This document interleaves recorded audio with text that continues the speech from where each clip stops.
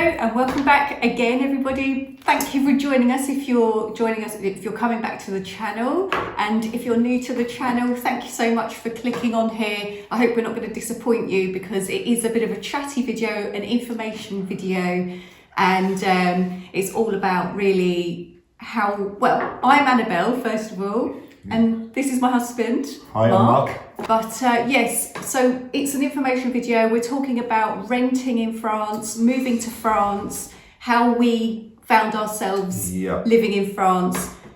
And we've basically done it 3 times now. Third time is kind of the final time for us. This is like so we're actually properly based here now. But we've done rental a few times, so we kind of know how easy it was, how difficult it was, you know, the requirements and things like that. I think we remember quite well, don't we? I'd say we're close to being experts in the rental market. We were in rental for many years, and we rented here before Brexit and post-Brexit, so it gives us a good idea based on if you're EU national or not as well. So that's actually quite useful, I think. Yes, so it's for EU national or not EU national. I'm French as well, so I can speak from somebody with a French nationality who hasn't lived in France for a while, who's lived abroad. So if you're a French national and you're looking to come back to France, there's also rules that apply to you to get you back onto French soil and, you know, living and based on French soil. So, you know, there are things that you have to know and expect, because, you know, there are things that come up, and you can't just expect things to go like that. And, you know, it takes a bit of time, just to get things going and sorted out. Right, so yeah, we did have a bit of a question about Brexit on our last information video. So I think it was somebody who very rightly and interestingly said that they thought that Brexit was going a bit easier. Yeah, they thought things had calmed down a bit since Brexit. Yes. Well, I mean, I would probably say, not so much. I mean, we moved over here during COVID, so it wasn't long after Brexit, actually. And at the time. Yeah, we were quite in the throes of, you know, the whole dilemma of Brexit and how things were.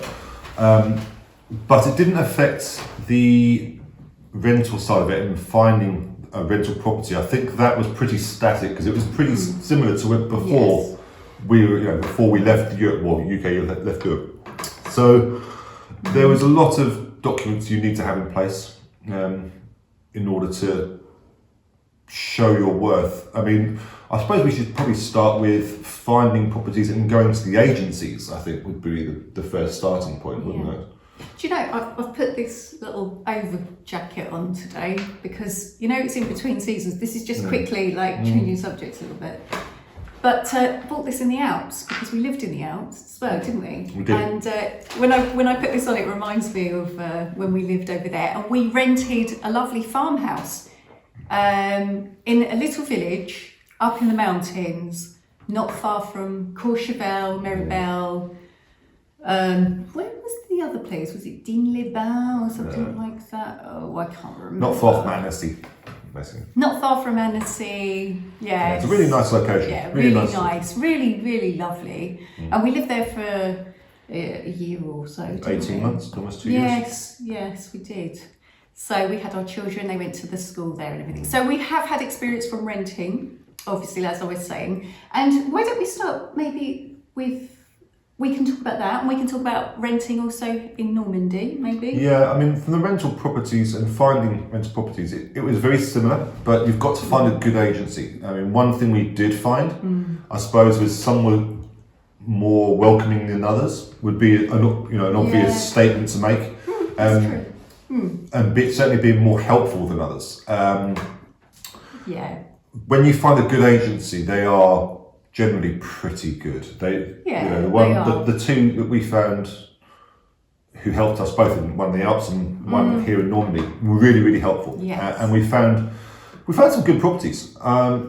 if you're going to do a comparison between the UK and France with rental in price, I would certainly say you get, obviously for obvious reasons, you get a lot more for your money when you're renting in France compared to the UK. But you've got a lot of choice, so you need to really identify where you're going to be, what you need around you, and that dictates the price.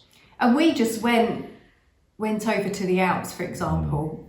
If I don't know if any of you are wanting to move to the Alps, I mean, let us know in the comments. But I know it's very popular, obviously, and we wanted to do the same. We did do it. We did. And all we knew is that we loved visiting during the holidays. We'd been there on holiday lots of times in the summer and in the winter, and it's good to get an experience of both. But obviously living in the mountains is very different to holidaying in the mountains. But yes, like Mark was saying, we were not far from Moutier, so that was one of our main towns. We went to Moutier near Albertville. Basically we just, we were there on holiday we went and stayed there, didn't we? Yeah. Like your friends? So one of my friends' apartments in Val Thorens. Val Thorens, yeah. And while we were there, we just thought, well, let's see what we can find. So that was really kind of him, because that really helped us with our project. So thanks for that, if he's watching. Yeah, thanks. Yeah, because that was just such an amazing offer. So he offered for us to go stay in his apartment up in Val Thorens, and then we just went down to Moutier and went in and out of all the agencies, telling them our plans, what we're looking for. And it's true, we went into the first one, and they basically, if you go into an agency and you come back out and you feel like nobody's helped you and you've come out with nothing and not even a card with a number on it, like we did with the first one, don't expect them probably to help you. But keep going, go in the next one, go into another one, like we did. And then we went into the other one, we went into maybe one or two, maybe it was the next one. There's a couple more, but the second one that we saw was the most helpful one. And we went in and they really did help us. Teddy helped us, didn't he? He did, really did. And he was French as well, but Teddy, really nice. He was great. And he was like, yes, I think I've got exactly something that would probably suit you. And that was it. That was the house that we went to see, and that's the house that actually did tick all our boxes. It did. And we did come out of there with information, with a potential property, somewhere to go and visit whilst we were there. So we did go and visit it whilst we were there. We did. I mean, crazily, after staying at my friend's apartment for 2 weeks, 10 days, we ended up having a holiday and finding somewhere to live. Yes. And then got everything in place to allow us to basically move into it. And we had lots of paperwork to do once we got back. Yes. And we decided whether we want to do it or not. But yeah, that was quite a crazy couple of weeks. Yeah, it was actually. And we did manage to do it. So and we had 2 young children with us. Obviously, we've got 2. They were young. They were, I think our youngest, he was about. He was a baby. He was 9 months or something, wasn't he? Baby. Yeah, he was a baby. So he was in his pram, and then we had our slightly older boy, and we just went for it, and it was all a bit of a strange time, wasn't it? Yeah. So shall we go on to maybe the documents? So document-wise, as with all these things, you need to be very prepared with France. They expect lots of documentation. Obvious, you need to have the money available. As part of moving this time around, and then as well, you need to have your visas. So if you need visas, you need to give them copies of your visas and potential passports. You need 3 months bank statements. And I think that's very similar, very much the same amount where you're renting actually. Then you need to have proof of income. So be it in France, it's the the tax info, but it could be your proof of income. In UK, your P60 or something like that. You need to then also provide, I think, previous bills. Yes, you've got a proof. You've got to have proof of your previous wherever you're living at the moment. Basically, your most recent logement, your most recent rental property or whatever. You get an attestation, so you get your landlord to sign a bit of paper to say yes, Mr. or Mrs. So and so live at this address since this date till the current date, and then you get them to sign and date it, and so you have to ask them to do that for you, and we did that, didn't we? And they were fine with it. Absolutely. It was a UK agency, and they didn't find that. No, they were absolutely fine. No, it was all fine. Absolutely fine with it, and then when you then obviously got the contract. Once they get approved, you need to. Depends on the agency. I mean, in our last place, we had to put a month and a half rent down plus your first month rent as a deposit. Yes. I think in the Alps, it was 2 months rent we had to put down. Yeah, it was. I don't know what it was. It depends on the agencies. It does. As your deposit, and then it's your first month's rent on top of that. So it's not too dissimilar to the UK or most rental places. One difference you will find with any rental contract in France is the landlord by law has to give you 3 months notice, and if you want to move out, you also have to give 3 months notice. So generally speaking, they don't expect you to stay there for 3 months, but you are obliged as part of the contract to give 3 months. So they can't just kick you out, but at the same time, you can't just walk out without. But that's quite a short-term contract anyway, isn't it? I mean, is it? No, and they have 3 months and 3 months and 3 months notice. But but the contract is actually, and that's a good point actually, I didn't mention that, is the fact that the actual contract is a 3-year contract. Yes, so it is still quite a good amount of time. Yeah, really. It's not a 6-month contract that you have with the landlord, it's not a 12-month contract. It is set for 3 years. Yeah, it's a 3-year contract. Yeah. And but you could pull out of it. Well, you can pull out of it, absolutely. If you found somewhere to buy and you were in a position, because you're looking for somewhere to come and live in France, maybe you just want a rental property until you find somewhere to buy, for 6 months, which is probably a lot of the time that's a situation. Yeah. And so, I mean, 3 years is more than long enough, really. A lot can happen in 3 years because we rented and bought our property and we didn't know that was going to happen at the time that. But things can happen like that. Within a year, we did that. So actually, within 9 months, we had moved to France. This was on the 3rd time. We'd moved back to France. We'd rented this property, and then not this property. We were renting a property, and then we found this property to buy. And within 9 months, we were moved into this house. Yeah. So that was quite a lot. It was. I mean, so we did have. I think we had to give 3 months' notice to move out. But the contract the contract you have is actually set for 3 years, which is, from a renter's point of view, is actually quite good. Yeah, it means they can't change the price of how much you're paying. No, you've got that security for that amount of time. And they can't kick you out for 3 years, which is an important thing to remember. That's one benefit I found from the UK. Is that you only have it's a 6 month or a 12-month contract, and then it renews, it continues through. But in France, it's set 3 years as standard. That's it. Do you know what I did find though, is that in France, when you're renting, you don't really have the agency coming round to do inspections so much of the property. Like in the UK, it happens a bit more frequently, and they just come round and do their check, don't they? And they do that every few months. They do.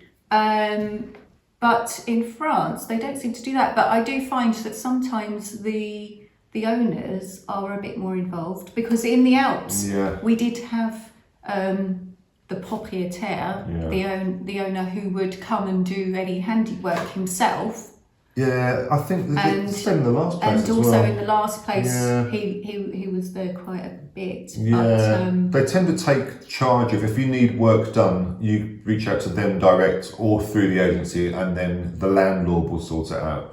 They don't have as many fees to pay through the agency, though. If they take care of any issues themselves, I think that's why. Absolutely.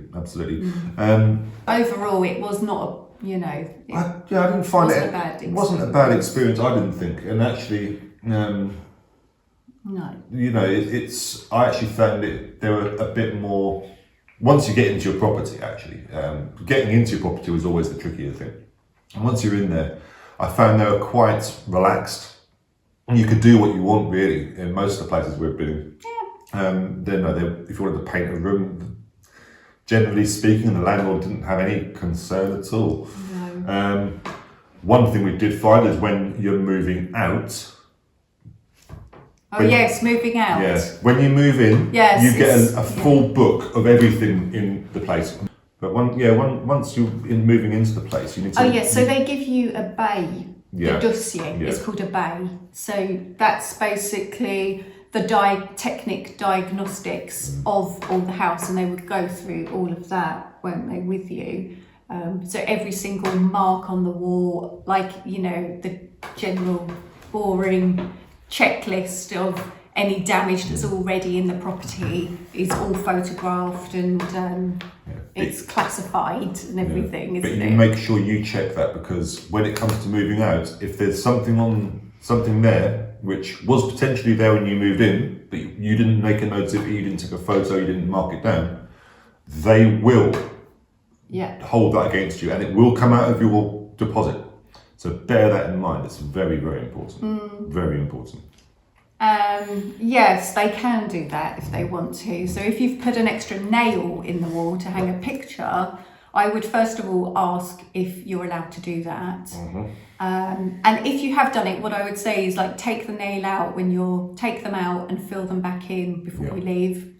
Also, cut the lawns. Keep the lawns cut, because we kept the lawn really well. It was cut very well, but when we were moving out, it had grown back really fast, and it wasn't as short as it was. It was shorter than when we moved in. They kind of complained about the lawn, didn't they? The lawn was cut far. It wasn't that bad. It was cut far better than when we moved in, and yet they still complained. But there you go. What can you say? So that can happen. Yeah. So just be aware. Be aware. Yeah, so you'll go through the bay, and then it's a big dossier, and honestly it took quite a long time. We sat down in the agency with them, and we were in there for about 2 hours, page by page, and you have to initial each single page. Now, they were going electronic on the bays, so they said that soon that bit might be cut out, and you might just have to do it electronically once. You just do a signature. We had, 2 or 3 copies, and we had to sign every single page, and there was 150 pages. Yeah, 2 or 3 copies it was of crazy. The same thing. It was crazy. We literally just had to go through and just initial. And we both had to do it. Oh, nightmare. Yeah. So that was fun. That was entertaining. That was fun. Yeah. And they will give you also the energy performance diagnosis of the property as well. So they have to include that. So if it's an older property, they have to show how much it's going to cost you. And I think there were new rules, new laws for rental properties, owners of rental properties, that it has to be within energy performance bracket, and it goes from A, B, C, D, E, F, G. I think it's the same as what you have in the UK, but I think now in France it has to be some, in the top 3 up to E. Is it up to E now? I thought it was a bit higher than that. I thought it had to be A, B, C, or D. I thought it was. Yeah, unless the E has been scrapped, maybe. That's something worth looking into. Yeah. But that, because it is changing with, with the climate change and everything, they're having to make sure that the properties aren't going to be too expensive for people to live in, and, all the rest of it, which is a good thing. Absolutely. So they will also tell you about any lead exposure and things like that. They have to tell you about that, and the condition of the electrics, especially if it's older than 15 years old. If the electric system is older than 15 years, they will tell you. And that's a check. And that's it. That's not for the guarantee. And then they will ask for your bank details. Yeah. And that's it, really. That's it. Yeah. And so it's not too dissimilar to the UK or many other places in the world where you're renting, but it's just there's certain things you just need to be aware. Make sure you have the right documents to hand. Yes. Because they will ask for them, and it can take a little while. That's the truth. It's not. You don't tend to find places that you can move into straight away. It would probably take you a month or two before you can then move in. And we found the same with both the properties we've rented. Yes. It took we go and find it, and then we didn't move in for 2 or 3 months. Sometimes it's like it's like anywhere, isn't it? Yeah. They're not always instantly available, so you have to kind of plan it. One thing I will say as well, though, if you've got pets, they're generally pretty good with pets. I mean, the property we last rented, the person who's living there was a vet, and he actually had. Yes. Do you remember that? Yeah, when we first went to visit the house? There was rabbits and there was animals running around actually in the house. Just like in one of the bedrooms. They had rabbits in the bedroom, just freely running around. Yeah. And you couldn't go into one of the other rooms because the dogs were in there. So we had to really see past the issues of it wasn't clean. It wasn't right. It wasn't to our level of cleanliness. No. So I think we were really quite good customers. But that was an argument we had with them at the end. We saw past it and we didn't complain. But it wasn't, when we moved in, we had to just go through the house and give it a blast of cleaning, a deep clean, actually. But that was a conversation we had with them at the end when we moved out, because they mentioned about how clean is it, etc. And it was way cleaner. When we left, it was clean. They couldn't complain. It's a simple answer. But it still didn't change much, to be honest, because the lawn wasn't cut to short enough, apparently. There was always going to be something, isn't there? Because they tried to keep the money back, and that's what they did. And there was a nail in the wall that wasn't there before, but we had been given the okay to hang a picture, but we didn't take the nail out, and we didn't fix it. So we've learned anyway from that. There you go. But that was renting. That was our the renting time we had in France, wasn't it? It was and it was good. It puts you in a position, because once you're in a property, if you're looking to buy, that helps you a lot. Certainly helped us a lot, because you got a base and we knew what we were looking for. It did. And it gives you time to get to know the region and the area, and if that's ready for you or not. So, like, for example, the Alps, we got the experience of living there all year round. And when it really came down to it, we realised that we love it for holidays, and it's not somewhere that, I want to live in necessarily, because it's very difficult digging out the car every morning when you're doing the school run. And work as well. It was quite tricky. You've got to be aware that if you want work, you're going to have to work with the seasonal kind of work in that environment. So it was different, but it was an experience. But it's an experience that we needed to have, and we needed to know for ourselves. We needed to have that experience, and it was a wonderful experience. I did really. I mean, waking up to the snowy mountains, or in the summer mountains. The summer was amazing. Or the autumns were the most beautiful autumns I've ever seen with my eyes. I mean, they're golden, and it was. I just can't explain how beautiful it was. Autumn is in the mountains. So I cherish all of those experiences, and but it satisfied my your urge. Well, the urge, the wonder of what is it like, what would it be like to live in the mountains, with experience, and to with the children, and it is all lovely, but it's not all just a dreamy fairy tale. There's a lot of it's totally not. In fact, people are really practical. They're so practical, like they are to the millimetre practical, and because that's how you have to be when you live in those conditions and that environment. Absolutely, you have to for your own safety, if nothing else. Yeah, oh God, yeah, yeah. And I mean, they're very weary of the mountains. Even the locals didn't even ski. They thought, you know, everyone that came skiing and doing all this were taking great risks. And so it opened my eyes to another way of looking at the mountains, and it's not just there as a playground for the local people. It's something you have to respect the mountains, and so it taught me a lot. Anyway, I could do another video on that. But yeah, here we are now in Normandy, and loving where we are. So yeah, it's lovely. Well, I think that's rentals. I think that covers everything. But I would certainly say, if you've got any questions, or you'd like us to cover anything more, you know, drop a comment below, and we'll more than happily provide information. Because it's I would certainly say it's not something to be scared of.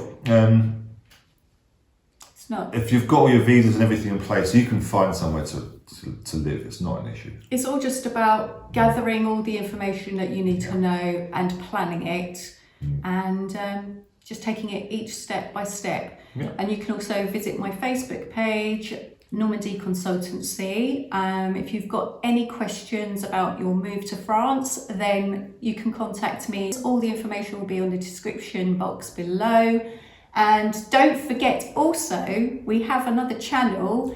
I haven't done many visits on there at the moment, but I will be. I have so many ideas and plans and things to do. But it's Annabelle Sanctuary, so that is also on the description box below. So do come and join us on there if you're interested in any French visits, history, brocantes, whatever, you know. All the chateau visits. It's amazing. Yeah, and your support will be greatly appreciated. Yeah. So whatever you're doing, I don't know what you guys are doing over this weekend, but have a lovely time. Absolutely, and I hope there's some sunshine wherever you are. Have a great weekend. We will see you in the next video, because the next video is about buying in France. Like, subscribe, and you'll get the notifications. So I think that's everything, isn't it? That is, and we shall see you in the next video. Take care, guys. Thanks, everyone. Bye-bye.